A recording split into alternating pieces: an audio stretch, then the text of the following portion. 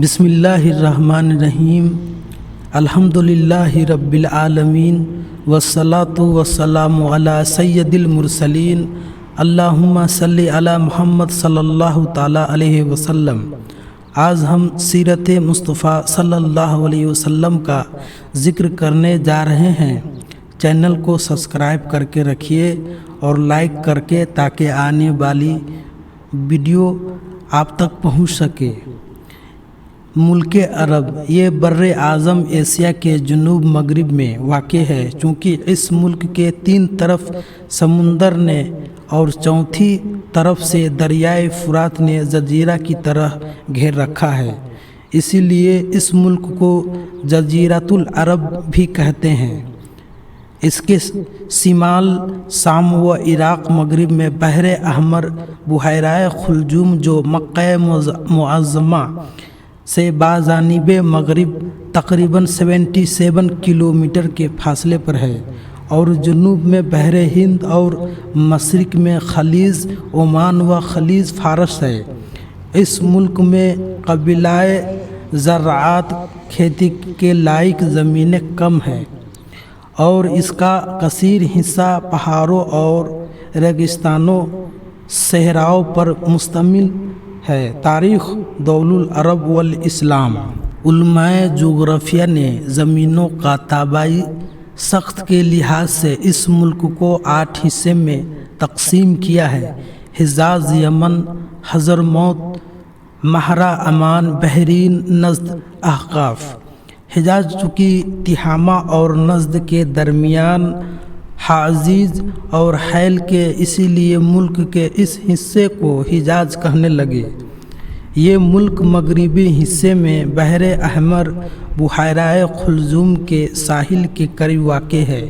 حجاز سے ملے ہوئے ساحل سمندر کو جو ناصب میں واقع ہے تہامہ یا غور پست زمین کہتے ہیں، اور حجاز سے مشرق کی جانب جو ملک کا حصہ ہے وہ نجد بلند زمین کہلاتا ہے۔ مقام حضر میں جو وادی القرہ، وہاں اب تک عذاب قوم سمود کی الٹ پلٹ کر دی جانے والی بستی کے آثار پائے جاتے ہیں۔ طیف حجاز میں سب سے زیادہ سرد و سبز مقام ہے، اور یہاں کے میوے بہت مشہور ہے۔ حجاز کے مندرجہ جائے ذیل جو منورہ، بدر، احد، خیبر، فدق، حنین، طیف، تبوک، غدیر، خم وغیرہ۔ حضرت شعیب علیہ السلام کا شہر مدین تبوک کے محاذ میں بحر احمر کے ساحل پر، اور آگے مکہ مکرمہ۔ حجاز کا یہ شہر مشرق میں جبل ابو قبیس اور مغرب میں جبیل کے قیقان، 2 بڑے بڑے پہاڑوں کے درمیان واقع ہے، اور اس کے چاروں طرف چھوٹی چھوٹی پہاڑیاں اور ریتیلے میدانوں کا سلسلہ دور دور تک چلا گیا ہے۔ اسی شہر میں حضور شہنشاہ کونین صلی اللہ علیہ وسلم کی ولادت و بشہادت ہوئی ہے۔ اس شہر اور اس کے اطراف میں مندرجہ ذیل جو مشہور مقامات واقع ہے: کعبہ معظمہ، صفا، مروہ، مینا، مزدلفہ، عرفات، غار ہیرا، غار سور، جبل تنعیم، جیرانہ وغیرہ۔ مکہ مکرمہ کی بندرگاہ اور ہوائی اڈہ جدہ ہے، جو تقریباً 54 کلومیٹر سے کچھ زائد کے فاصلے پر بحیرہ خلجوم کے ساحل پر واقع ہے۔ مکہ مکرمہ میں ہر سال ذوالحجہ کے مہینے میں تمام دنیا کے لاکھوں مسلمان بحری، ہوائی اور خشکی کے راستے سے حج کے لیے آتے ہیں۔ مدینہ منورہ مکہ مکرمہ سے تقریباً 320 کلومیٹر کے فاصلے پر مدینہ منورہ ہے، جہاں مکہ مکرمہ سے رد فرما کر حضور اکرم صلی اللہ علیہ وسلم تشریف لائے۔ 10 برس تک مقیم رہ کر اسلام کی تبلیغ فرماتے رہے، اور اسی شہر میں آپ کا مزار مقدس ہے جو مسجد نبوی کے اندر گنبد خضرا کے نام سے مشہور ہے۔ مدینہ منورہ سے تقریباً 45 کلومیٹر جانب شمال کے احد پہاڑ ہے، جہاں حق و باطل کی لڑائی جنگ احد لڑی گئی۔ اسی پہاڑ کے دامن میں حضور صلی اللہ علیہ وسلم کے چاچا حضرت سیدی شہداء حمزہ رضی اللہ تعالی عنہ کا مزار مبارک ہے، جو جنگ احد میں شہید ہوئے۔ مدینہ منورہ سے تقریباً 5 کلومیٹر کی دوری پر مسجد قباء ہے۔ یہی وہ مقدس مقام ہے جہاں ہجرت کے بعد حضور اقدس صلی اللہ علیہ وسلم نے قیام فرمایا اور اپنے دست مبارک سے اس مسجد کو تعمیر فرمایا۔ اس کے بعد مدینہ منورہ سے تشریف لائے اور مسجد نبوی کی تعمیر فرمائی۔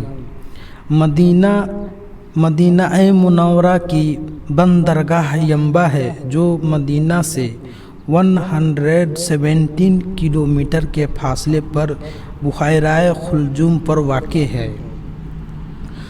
خاتم النبی صلی اللہ علیہ وسلم عرب میں کیوں آئے؟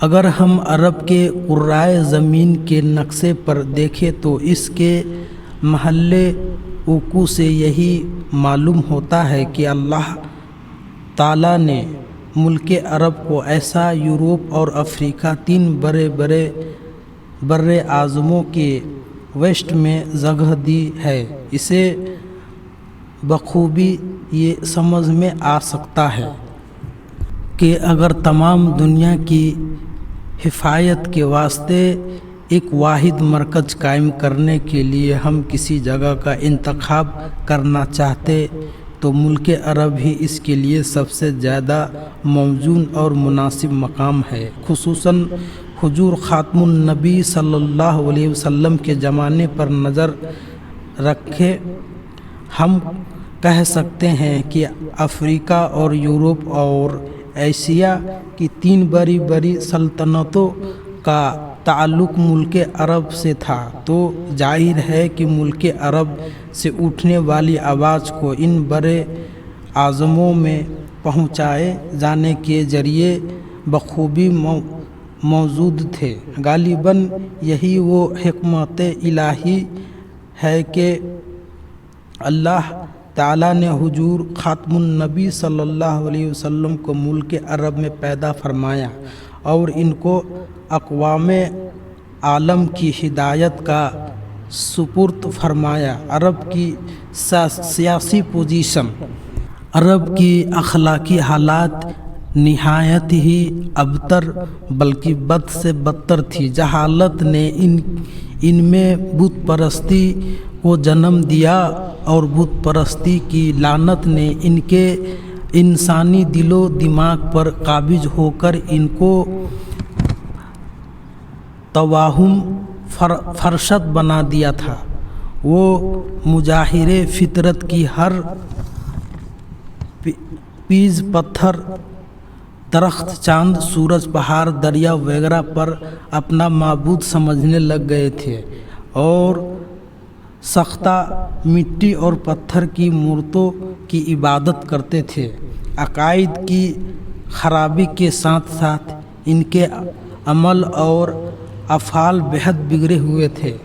قتل، رہزنی، جوا، شراب نوشی، حرام کاری، عورتوں کا اغوا، لڑکیوں کو زندہ درگور کرنا، عیاشی، فحاشی گوئی، غرض کون سا ایسا گندا اور گھناؤنا عمل تھا جو ان کی سیرت میں نہ ہو رہا ہو۔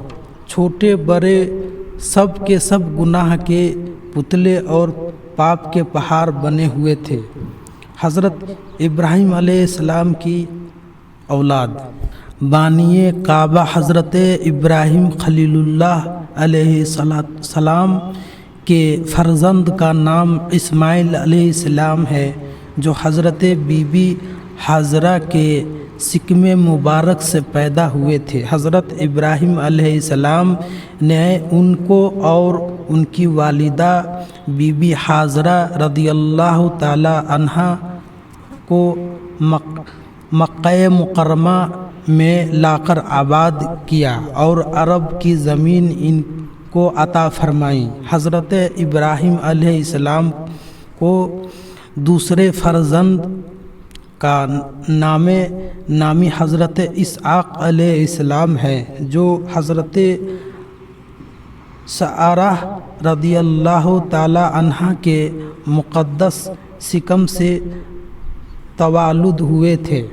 हज़रत इब्राहीम अलैहिस्सलाम ने उनको मुल्क शाम अता फरमाया। हज़रत इब्राहीम अलैहिस्सलाम की तीसरी बीवी हज़रत क़तूराह के पेट से जो औलाद मुदैन हुए, उनको आपने अय्याम का इलाका अता फरमाया। हज़रत इस्माइल अलैहिस्सलाम के 12 बेटे हुए और उनकी औलाद में खुदाबंद कुदूस ने इस कदर बरकत अता फरमाई कि वो बहुत जल्द तमाम अरब में फैल गए, यहाँ तक कि मगरिब से मिस्र के करीब तक आबादियाँ जा पहुँची और जुनूब की तरफ इनके खेमे यहाँ तक पहुँच गए और शिमाल की तरफ इनकी बस्तियाँ मुल्क शाम से जाकर मिली। हज़रत इस्माइल अलैहिस्सलाम के फ़र्जंद जिनका नाम कैदर था बहुत ही नामवर हुए और उनकी औलाद ख़ास मक्के मुअज़्ज़मा की खिदमत करते रहे, जिसको दुनिया में तौहीद का सबसे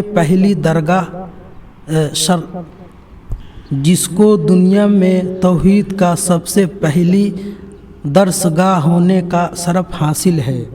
इन्हीं के कैदर की औलाद में अदनान नामी निहायत उलूल आज़म शख्स पैदा हुए और अदनान की औलाद में चंद पुश्तों के बाद कुसा बहुत ही जाओ जलाल वाले शख्स पैदा हुए, जिन्होंने मक्का मुकर्रमा में मुश्तरिका हुकूमत की बुनियाद पर सना 440 ईस्वी में एक सल्तनत कायम की और कौमी मजलिस पार्लियामेंट बनाई, जो दारुन नदवा के नाम से मशहूर है, और अपना एक कौमी झंडा बनाया जिसको लिवा कहते थे।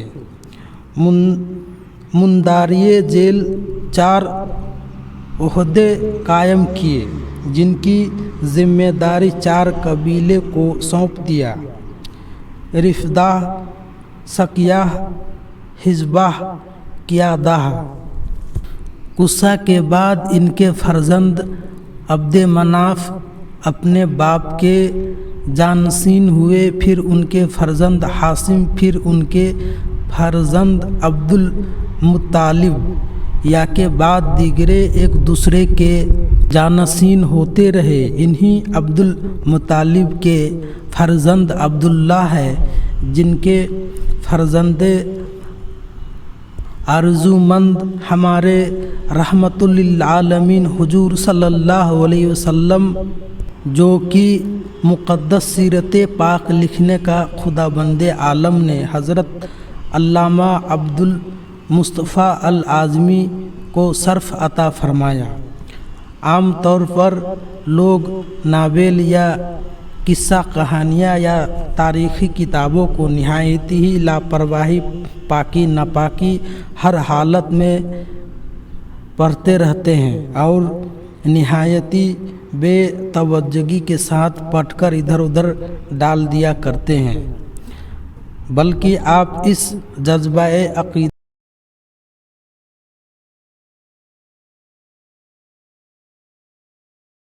عزت اور والیحانہ جو سے محبت کے ساتھ اس کتاب کا مطالعہ کرے کہ یہ شہنشاہ دارین اور محبوب رب المشرقین والمغربین کی حیات طیبہ اور ان کی سیرت مقدسہ کا ذکر جمیل ہے، جو ہماری ایمانی عقیدتوں کا مرکز اور اسلامی زندگی کا محور ہے۔ یہ محبوب خدا صلی اللہ علیہ وسلم کی ان قابل احترام اداؤں کا بیان ہے کہ جن پر کائنات عالم کی تمام عظمتیں قربان ہے، لہٰذا اس کے مطالعے کے وقت آپ کو ادب و احترام کا پیکر بن کر اور تعظیم توقیر کے جذبات صادقہ سے اپنے قلب و دماغ کو منور کر کے اس تصور کے ساتھ اس کی ایک سطر لائن پڑھنا سننا چاہیے کہ اس کا ایک ایک لفظ میرے لیے حسنات و برکت